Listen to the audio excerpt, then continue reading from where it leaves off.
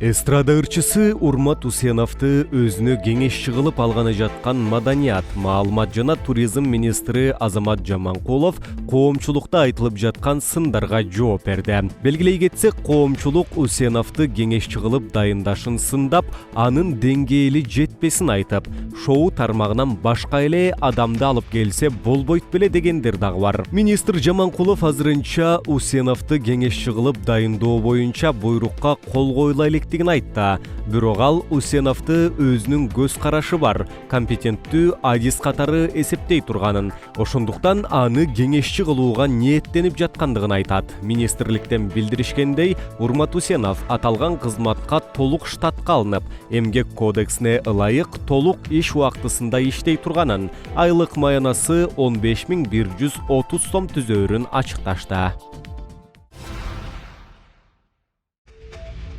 28 ноябрда Кыргызстанга жамааттык коопсуздук келишим уюмуна мүчө өлкөлөрдүн президенттери келет. Бул тууралуу президенттин маалымат кызматынан билдиришти. Өлкө башчысы Сооронбай Жээнбеков тышкы иштер министри Чыңгыз Айдарбековду кабыл алып, алдыдагы маанилүү жолугушууга, тагыраагы Казакстан президенти Касым-Жомарт Токаевдин сапарына жана ЖККОнун жамааттык коопсуздук кеңешинин сессиясына карата даярдыктар тууралуу маалымат алды. Казакстан башчысынын сапары 27 ноябрга белгиленген. 28-нде Беларусь, Казакстан, Россия, Тажикстан мамлекет башчыларынын жана Армениянын премьер-министринин катышуусунда ЖККОнун жыйыны өтөт. Айта кетсек, аталган уюм 1992 жылы түзүлгөн. Ага жогорудагы 6 мамлекет кирет. ТЭЦтеги коррупция боюнча камактагы мурдагы премьер-министр Сапар Исаковдун адвокаты Нурбек Токтакунов башкы прокурор Өткүрбек Жамшитовго кайрылды.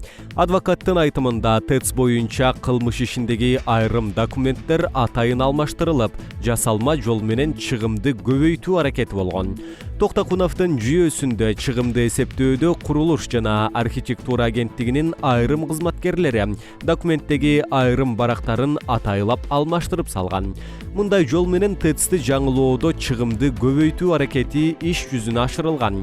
Адвокат башкы прокурорду бул кырдаалга көңүл бурууга жана чара көрүүгө чакырды.